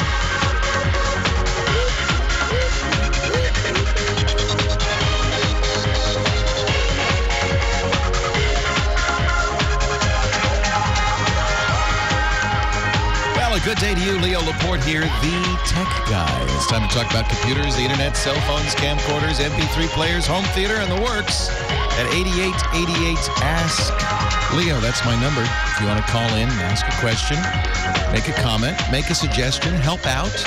We've also got a great website, techguylabs.com. You can go there, getting show notes from all our 790 previous shows. This is, yes, 791. Also links there to the chat room, the video, the audio. And video is good today. If you've not seen our new studio, I'm broadcasting out of the new Brick House studios that we just completed construction on last Sunday, right after the show. And we've moved in here, and I'm having a blast. Having a lot of fun. So right before the break, we had a caller who said, I want to get a hard drive, Wi-Fi, stream data, music particularly, to my iPad. So I want to listen. I don't want a computer to do this. I want to have my iPad, but not store the music on it. I want my hard drive to have the music. Of course, this is what eventually iCloud, Amazon, or Apple's cloud service will do. Amazon has a similar service with their cloud music, and so does Google. But he wants to have it on his own local hard drive and streamed. And I did find a program. I did a little searching around for it, and I found a little program that I'm told works. I haven't tried it, called Stream to Me. Stream to me only with thine eyes. The idea is Stream to Me runs on your iPad and will let you see music. Now, plays streamed over the network from another. No, this isn't the solution. I take it back. Has to come from a Mac or PC. See, that's the problem. Apple has decided in its infinite wisdom, in the infinite wisdom of Mr. Steve Jobs, that you can't stream from a hard drive using iTunes server to an iPad. You could do it to an Apple, to a Mac, to a PC, but not to an iPad. So Stream to Me needs a computer, unfortunately. This guy didn't want to use a computer at all. I'm going to keep looking. John, Ontario, Canada. You're next. Leo Laporte, the tech guy. Hi, John. Hi, Leo. How are you doing? I'm great. How are you? Good. I'm just watching you on tape delay, so I'll wait till you catch up. Okay. Just kidding. Well, I'll tell you what. You ask your question, and then I'll answer 20 seconds later. Well, that works. Okay. What can I do for you? I'm looking to buy a tablet of some sort. Okay. I want to edit video. I don't know which one to go with. There really is only one, period, and that's the iPad. Yeah, except you can't get anything into that one. It's hard to get it in, but they do have the iMovie editor on there. So if you shoot movie with the iPad, you can get it in, and there are you can use it. And there are ways to get video into the iPad for editing. You're right. This is similar to that previous question. And for some reason, Apple is locking this stuff down, and it's a shame because it's as if Apple's saying, look, we control the horizontal. We control the video. We control the vertical. Don't touch your dial. We're in charge. And it's crazy to make something that has a great video editor on it, iMovie, and then say, oh, but you can only edit movies you shoot on the iPad. That's just nuts. I don't know of any other tablet. I mean, there are other tablets that have SD card slots. It'd be easy to get the movies into, but I don't know of any Android video editors. Certainly nothing that is comparable to iMovie. Now, I think the Acer Icona had Windows 7 on it. Yeah, well, that would be another way to do it. Yeah, if you get the Iconia from Acer, you've got a Windows laptop. So then you could run Windows Movie Maker. You could easily get files into it. The problem really is, in my opinion, Windows 7 is not designed. It's not touch native. Maybe that's the way to put it. Yes, there are touch features in it, and Microsoft was very aggressive about putting touch into Windows 7, but it is not touch native. And I think what we've learned over 10 years of Microsoft Windows-based tablets is that a Windows operating system on a tablet, it's just a disconnect.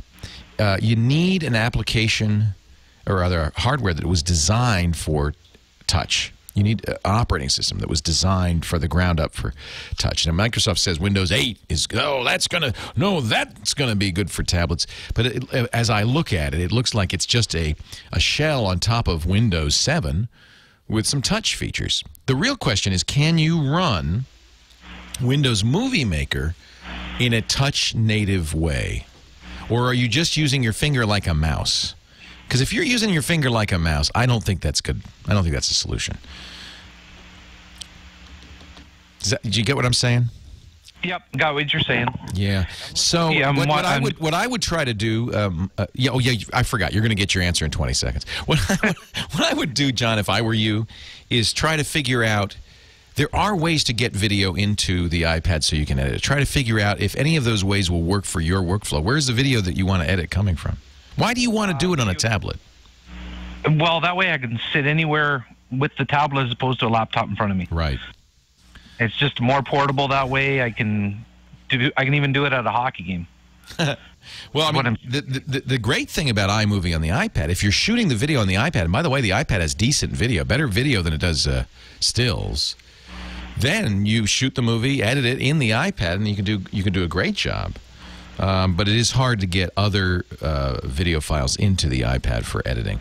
Why don't you just bring a laptop with you? I think that's really the solution, or a convertible, maybe a very lightweight laptop, something like that. Yeah, there's one of them now. Tablets is a convertible, so yeah, it might be a thing. A convertible, then you have access to a mouse and a keyboard, and I suspect that when you're using something like Windows Movie Maker or Premiere or whatever video editing program you're using, they're designed to be used, let's face it, with a mouse and a keyboard. So even if you have a tablet interface to it, it's going to be, I don't know if you've ever used a Windows tablet, but as you move your finger around on the screen, all you're doing is moving the arrow around. You have to tap to click, and if you have to type something, it pops up a virtual keyboard that you have to. It's just hard to use. It's an afterthought. So that's why I mentioned at the beginning of the show, Apple's iPad outselling Android and all other tablets 24-1. 24 times. That's huge. And the reason is it works. It does what you expect it to do. It's designed from the ground up for the touch interface. I love the idea. And this is why I carry a MacBook Air with me. And there are some good Windows machines like this. They're thin, they're light. It's not much heavier or bigger than an iPad. And yet it's a full computer. So to me, the Air or, Dell, Acer, and others make similar very thin and light notebooks. There's a new one, I think, from Lenovo that looks really sweet. If you're going to do video editing, get a real computer. Don't try to do it on a tablet. Unless, you're using iMovie on an iPad with video intended for it. And then that's a pretty decent compromise. Thanks for the call. Keep listening. You'll get your answer in about 20 minutes. JP in Belgium. Wow, it's International Hour. Hi, JP. Leo Laporte, the tech guy. Howdy, yo. I just want to tell you that I love your show. Thank you. Listening to it for the last, I think in the late 90s. Wow. Now, do you listen to the current show via on the stream, or do you download the podcast? How do you get it? You mean from the 90s? No, this show. This show, I'm direct. Otherwise, it's through iTunes when I'm 9 hours ahead. So I downloaded, but today I was able to catch you live. So I just give you a call. What do you think of the new studio? You like it? It's beautiful. Isn't it gorgeous? We just really had awesome. I had a blast working on this designing. We had such a good team doing it. It's ridiculously overkill, but what the heck? I'm worth it. Absolutely. I only have about 30 seconds left. Do you want to ask your question, or do you want to hold on and we'll go through the break? In regards to the Galaxy Tab 10.1? Yeah. I can wait 30 seconds. Well, I have a 10.1. I like it. Well, there's the magic sound that says we better wait. JP's calling from Belgium. We'll help you with your tablet question when we return. Leo Laporte, the tech guy. Thanks to the magic of the internet, speaking with JP in Belgium. Are you on Skype, JP? No, I'm using a voice over IP system. Oh, that's great. It sounds so good. I'm quite amazed. I got a Siemens C470 station. Multiple accounts, and I'm using VoIPbuster. So is VoIPbuster your provider? Is that a company that provides VoIP access? It does. It's a company from Switzerland. Okay. And they have a real good deal. Basically, you drop in $10 into the bucket, and it allows you to make free phone calls all over the world, basically, any fixed line for 180 days. Wow, that's great. Yeah, we're, it's funny because when you build a new building, a new studio, a new place of business, normally what you would do is go to the local phone company. You'd put lines on phones on every desk, right? And at first, that's what I thought I was going to do. And then I realized, well, wait a minute. Do we really need to do that? If people are going to make personal calls, everybody has a cell phone, so that when their spouse calls or their boyfriend or whatever, they just do it on the cell phone. And then for our business, I guess we need a business line, but do we need a phone on every desk? So what I ended up doing is going to a company called Ring Central. It's probably very similar, and they're going to put basically voice over IP at every desk using a computer or a laptop, and then we will have regular phones in places that need regular phones. This whole world of telephony is completely changing. I feel sorry for the phone company because they're kind of stuck in a model that I don't think has much future. Well, it's used virtually in every office. Right. At least here in Europe, they all use this system. Really? Wow. It can be run onto a laptop. Right, exactly. So I don't, one of the big expenses besides the monthly fee is buying a phone for every desk. Yeah, you don't have to do that. You'd use a laptop and headphones, and you have what's called a SIP client. That's the kind of software you need. But I presume that's what you're doing right now, right? That is exactly it. I have 5 accounts in it. I have one inbound that's paid. That's my regular number. And for any outbound, I use the VoIP Buster. Isn't that clever? I just love it. Anyway, enough of that, JP. What you said you're looking at the Samsung Galaxy Tab. I have the 10.1. I really like it. I like the 7-inch too. I think Samsung though did a nice job with the 10.1. It's a very similar to the iPad. Very thin, very light, good battery life. Biggest difference is it's 16:9 instead of 4:3 aspect ratio, which the iPad is. Right. My question is more. I went ahead and bought the Samsung Galaxy Tab 10.1V. Okay. What does that mean? Is that does that have 3G in it, or? It does have 3G. That generation of the tablet, I don't believe, had a Wi-Fi version. Right. But it's exactly the same one as the Samsung Limited Edition that they put out. Oh, so it has the Android guys on the back? No, it doesn't have just has the Samsung logo. And then somewhere on the top right it has Limited Edition. And apparently they were distributed to these guys for development purposes at the I/O. I get it. Yeah. Well, that's where I got mine at Google I/O. Now the V stands for Vodafone, right? Right. So that's the phone company that you're using in Belgium. No. No. I'm using a third-party KPN as a SIM card. Okay. Because it's much cheaper. I mean, it's 10 euros for 2 gigs of data versus 34 euros for 2 gigs of data. That's a great deal.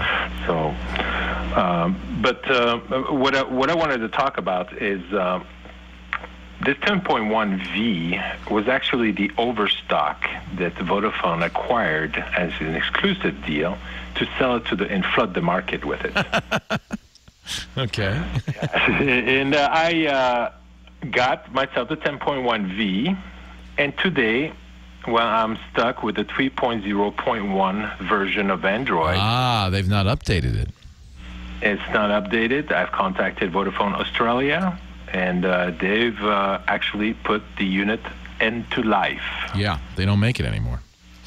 They don't make it anymore, but the accessories that were supposed to go with it to allow you to attach peripherals to it are no longer available for the unit, as you need 3.1 to run them. Oh, boy. Does it use, as the Galaxy Tab in the States does, a proprietary 30-pin connector? Or does it use a standard USB connector? No, you need an adapter. Yeah. This is a great candidate for getting rooted and then finding somebody who's put a ROM together for it, which I bet somebody has. Well, that would be probably XDA, but nothing has come out that way. No. I'm stuck with a 10.1V that's not being updated, and I've called Samsung Holland, Samsung Belgium. Nobody knows anything about it. The answer is simple. They do not support the 10.1V. Yeah, and this is a problem we have all the time with Android phones, where older phones don't get the new operating system. Right. So the 3.0 was pretty bad. Even Google said, "Oh, we rushed this thing out. It was terrible." So they moved everybody in the States to 3.1. Now, the good news is Android is open source, and I don't know if they've yet open sourced 3.1 version of Android.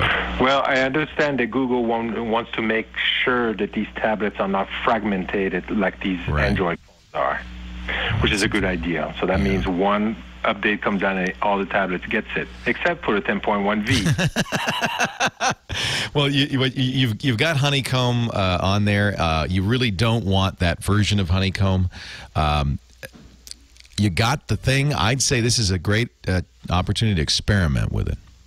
This happens, unfortunately, all the time where, hardware is discontinued. It's a shame that you'd have an end of life of something that's less than a year old. That seems a little premature, but the good news is Android's open source. This thing is eminently hackable, I'm sure. It may be that they haven't done it yet. Maybe you need to kind of start the ball rolling, JP.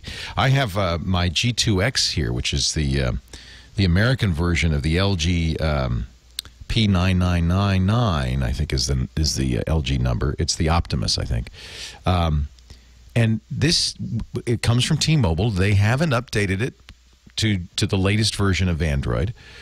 But fortunately, some hackers have managed to create a version of the latest Gingerbread operating system for it. I was able to root the phone, which means it's like jailbreaking on the Apple side. It means being able to modify the phone by getting access as a super user, as an administrative user, and then download the Cyanogen ROM, which is a fantastic ROM. And now I'm at not only am I at Gingerbread, but this battery life is better. It doesn't crash like the G2X stock version from T-Mobile does. It doesn't reboot spontaneously. It's actually made it much more reliable, much more usable. And this is not illegal, and frankly, I think they encourage it. Google encourages it by open sourcing Android. So, JP, take matters into your own hands. Leo Laporte, the tech guy.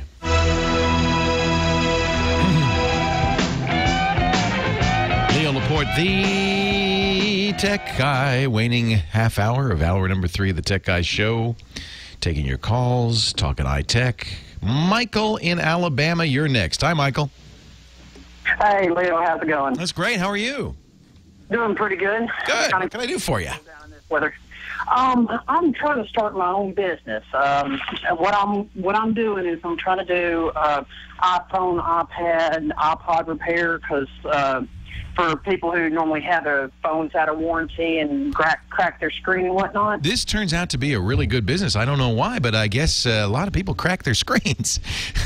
My friend Steve Martin, I asked Steve Martin how he liked the iPhone 4. He said, he said they took a perfect phone and then made it slippery and out of glass. And that's why this is a good business to be in right now, Michael. The thing that I'm looking at is I'm wanting to try to find a application for right now. Definitely, I want it to be mobile on both the iPhone and the iPad. But right now, the only thing I have is an iPhone 4, to where I can track my customers and their devices. Or if they give me a phone, I can enter things like the model number, the serial number, put their contact information in, and things like that, so that I can keep track of ordering parts and what device goes with what customer. You know what I would suggest is, this is going to be a fairly custom database. You could look around for somebody who's in a similar business and maybe designed a database like this for the iPad or iPhone. Or what I would suggest is using Bento, B-E-N-T-O. This is a database program from the FileMaker folks. Very easy to work with. You create a Bento database. You design it for yourself with all the fields you want. You can do it on the Mac. And then they have an iPad and iPhone version, so you can keep the data on your iPad or iPhone, update it, fill in the database. It's got full functionality. It's fairly affordable too. I think it's $50 for the Mac version, and then I think the Not sure how much the iPad and iPhone versions are, but they're a few dollars. They're not very expensive. Now, will it also work on a Windows PC? Because unfortunately, right now, I don't actually have a Mac. I've only got Windows PC. Rats. No, it's the desktop version is Mac only. FileMaker is kind of a Mac only company. I wonder what else that we, so you understand what I'm saying, which is you want to design a database that has your own fields in it, and then have the application that runs the same database on all of those platforms. FileMaker does make a Windows version. I don't know if FileMaker is compatible, however, with Bento. Why don't you visit FileMaker.com and check it out? Otherwise, I guess you could do it in a spreadsheet, Google Docs spreadsheet, perhaps, something like that. What you need is a cross-platform database solution. Now, I know the majority of what I'm going to be, as far as when I'm actually using for my business, I'm probably going to end up using the iPhone and the iPad as far as the major portion of trying to keep track of my customers. Right. That's why I like Bento, because it's iPad and iPhone, specific apps. So once you design the database, maybe you can get, the truth is you could get somebody to design this database for you, or even use an existing database. You then don't need the Mac side of it. You just do it on your iPhone, your iPad, or your iPod Touch, and that's your database. iPad, for instance, would be perfect for this. If you design it for the iPad screen, it'd be perfect for it. Okay. So that might be the solution. You only need the Mac to design the database. Okay. Yeah, I really like this as a custom solution, because you're going to have your own specific fields that you want to keep track of. I'm thinking, for instance, of making a ham log. You log your operations on your ham outfit, your amateur radio outfit, who you talk to, your operating power, what kind of antenna, that kind of thing. And of course, you can buy books to do it. There's online logs. They're very well established. But I was thinking this would be a good solution. Put it on the iPad, create the database with all the fields you need, and there it is. And you just have the iPad sitting there at your ham station.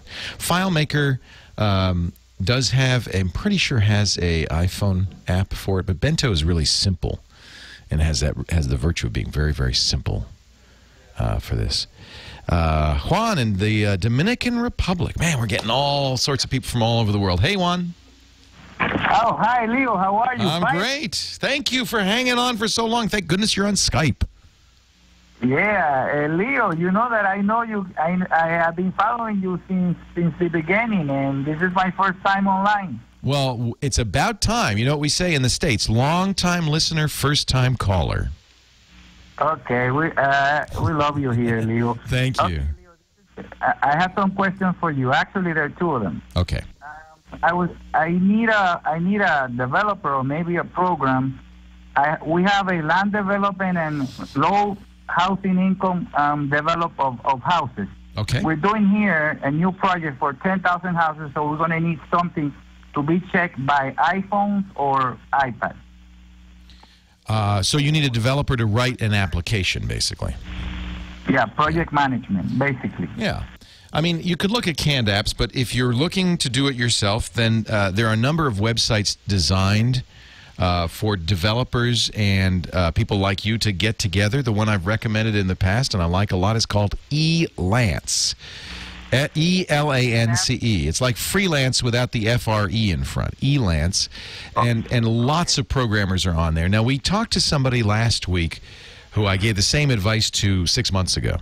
He had an application he wanted to develop. He had the idea, but he wasn't a programmer, and he wanted to find a programmer. And he called back last week and said, well, I wanted to thank you because you recommended Elance. And after a while, I was able to get what I wanted done. He said the first programmer I hired had a great resume, lots of recommendations, but he just kind of left me hanging. He wasn't very communicative. He wasn't very good. And in the long run, he didn't give us anything we could use. Money down the tubes. But he went back to Elance, and the second guy he hired was great. And he got a great app out of it, and he's really happy. So I think that's probably true anywhere. Anytime you're hiring employees, it is a little bit of hit or miss. But this is a great place, I think, to go. I think a lot of programmers go there to get a job, as well as web designers and other tech skills. And you'll find programmers all over the world. A lot of times you go to India or Eastern Europe, and you can get programmers much less expensive than in the States. And I don't see any reason why you shouldn't. I mean, I think they're just as competent. In fact, maybe even more so. Elance, ELANCE.com. Good luck, Juan. It sounds like a great project. Sounds really good. Our GizWiz, Dick DiBartolo, coming up at 47 minutes after the hour with his Gadget of the Week. Meanwhile, let's continue with the calls. Robert, Long Beach. Hi, Robert. Leo Laporte, the tech guy. Hello, Leo. First time. Long time, first time. That's it. That's the short version. Hey, Robert. Got a question for you. I'm about to purchase. I have a computer on back order. I haven't purchased it yet. It's a HP DV7 Pavilion. 640 RAMs of hard drive, 8 gigabytes of memory. But the processor is an old processor. It's an AMD Phenom 2 P960 quad-core processor. Is that a good processor? It's okay. You're right. It's older. AMD, you know, it's the story of AMD is interesting. The AMD advanced micro devices went head-to-head with Intel over the last decade. And early in the decade was making better processors at a lower price. They really put the screws to Intel. But Intel's response was to make a better processor, and they did. They actually found a design team in Israel that had done some really good work. The design team came up with the Core 2 and now the i5 and i7. And I think, frankly, the Intel processors are better.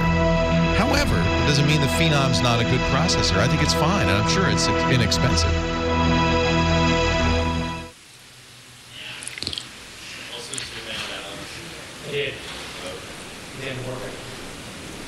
Leo Laporte, the tech guy, 8888. Ask Leo. That's the phone number. Actually, don't call it, because I've got like 18 people waiting to talk to me. And look who's here, lo and behold, through the magic of Skype, all the way from Manhattan, Dick DiBartolo. He's larger than life. Hey, Dick. Oh, my word. This is the faux cottage you're in now, right? Yes. It's actually kind of disturbing, isn't it? It's kind of... It looks like, in some weird way, we're actually back in the old studio, but it's all different.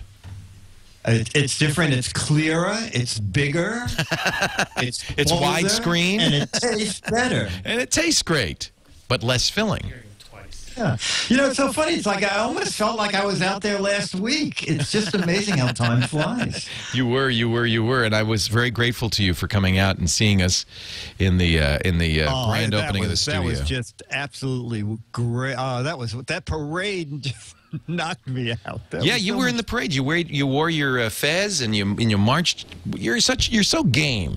You're such a good sport. I'm game for anything, pal. Yeah, I'll do it. So I have some great gadgets for later in our weekly daily GizWiz show, but we like to get you on the radio show to hawk your gadgets. So what do you got today? Yeah. Well, actually, it's something that we talked about on the weekly Daily GizWiz, and since I like it so much, I thought we would talk about the Time Commander Dock. The Time Commander Dock. Dock, yes. And that's for all the Apple products, the iPhone, iPod Touch, the iPad. And it's a dock with a difference. It's a difference dock. Okay. So, first of all, it comes with an enormous plug. And I thought, oh, this is the biggest plug I've ever seen. Then on the side of it, there's an AC outlet. And I go, oh, I see. They figured it's going to block an outlet, so they give you a place to plug something else in. Well, it turns out that you plug your lamp in there. Oh. So now your iPad, iPod, your Apple product can now also control the lamp. So I really like this idea. So what you're saying is this is an alarm clock that turns on the lights too. If you want, you can wake up to light and then have your music come on. You can have it dim down slowly as you fall asleep. Oh, that's cool. So it has a dimmer. Yes, exactly. When you dock your device, you don't have to set the timer on the time command because it just picks it up from your Apple device. It also, something I have never seen before on a dock. The dock is spring-loaded so that if you want to dock your Apple product with the case on, the adapter will spring forward a little bit so it can slide onto the connector with the case intact. So that's neat. It also has a little built-in free internet radio with a choice of 10 different genres of music. It's really pretty, and the sound is exceptional. It's around, the entire thing is circular. There you go. It looks like a giant hockey puck. It does.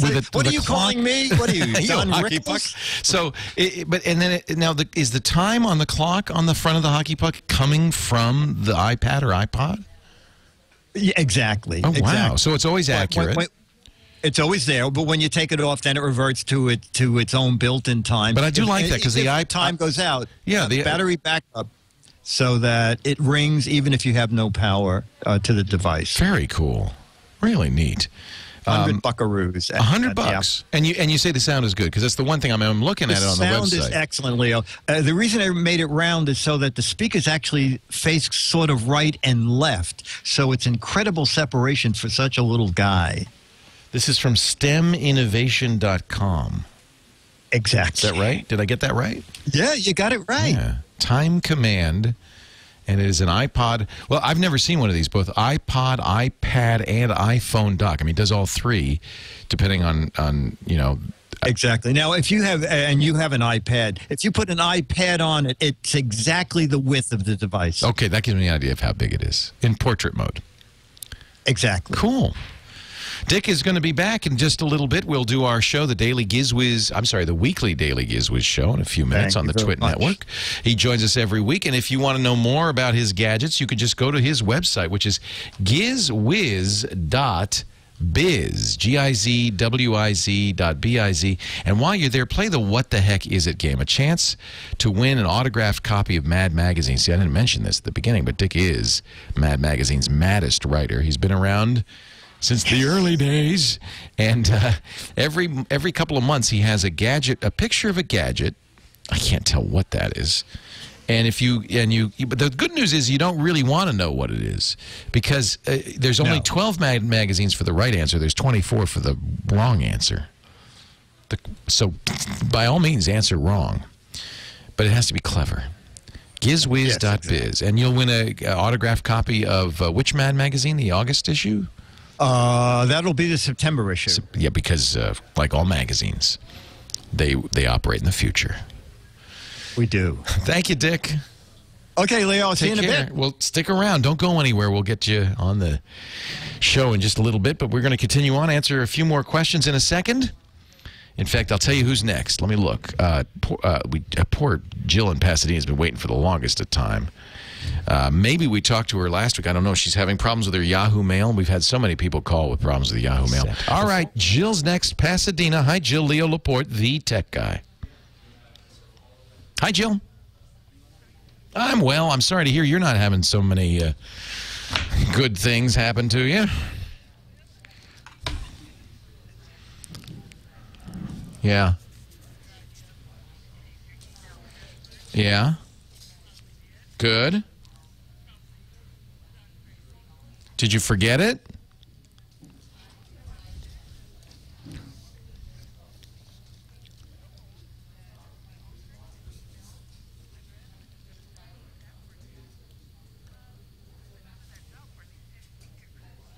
Yeah. So that's the you never did update your email address.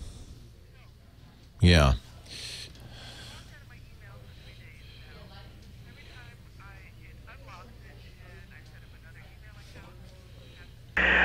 It freezes up again.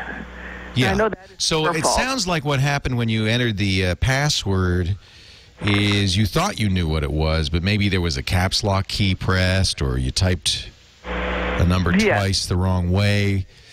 And unfortunately, your recovery email address is no longer valid. Exactly.